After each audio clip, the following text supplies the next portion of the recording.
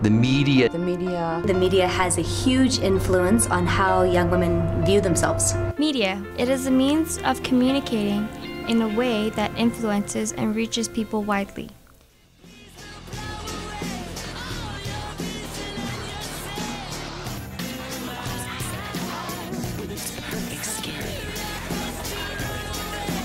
You'll look younger, smaller, lighter, fuller, tighter, thinner, softer. It really works.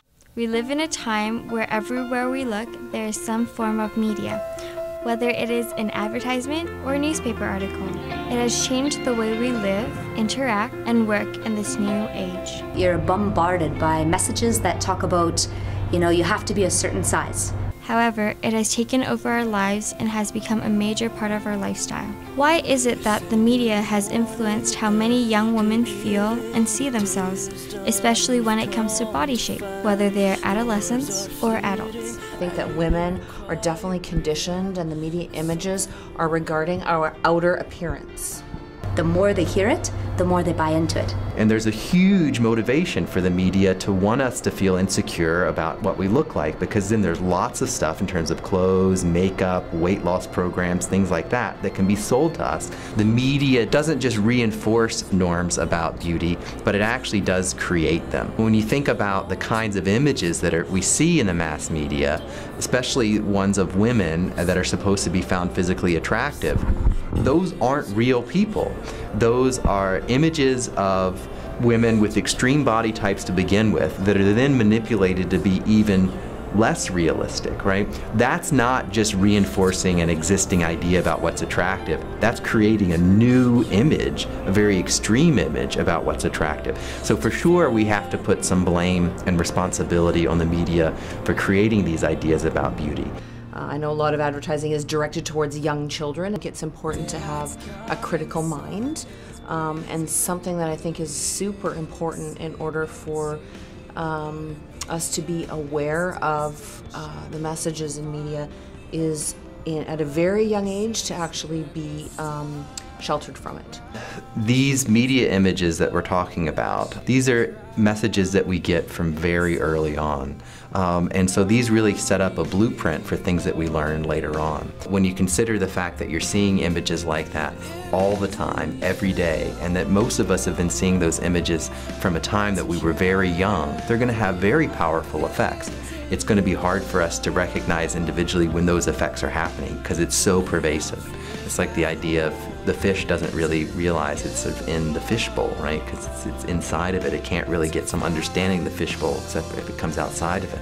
And so for us, when thinking about the influence of media on our lives, it can be hard to see, but because it is everywhere and because we get these same kinds of messages repeatedly, it can have a really big effect on us individually and us as a society. In the way that we have media set up now, most media is funded by advertisements.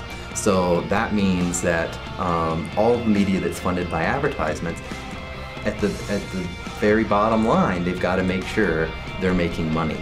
And so they're going to work on creating media that's not necessarily the most important kind of media for us to see and experience, but they're going to create media that's going to make money for them. And that's where I think we can get into some real trouble.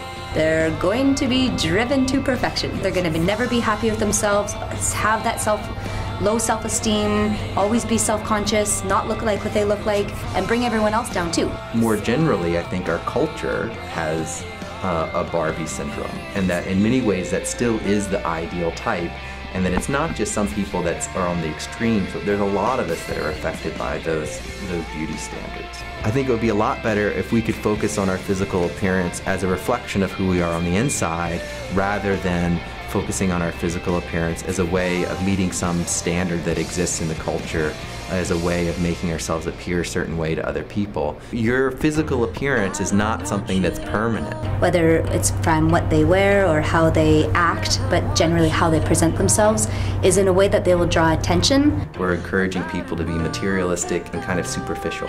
We get the message that what we look like is actually where we can get value or be valued. And somehow they tie self-worth into what you look like.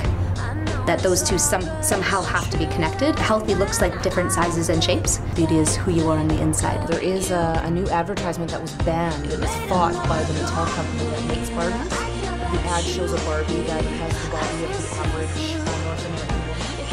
And Barbie and media tells us we need to be supermodels, but actually there are 1 billion women like this woman and only 8 supermodels. Lots of good research that suggests that exposure to idealized images of beauty in the media is not good for girls and women, and it leads girls and young women to have really unrealistic expectations about what physical beauty should be like. In some sense, in our culture, we may associate extreme thinness and skinniness with affluence and wealth.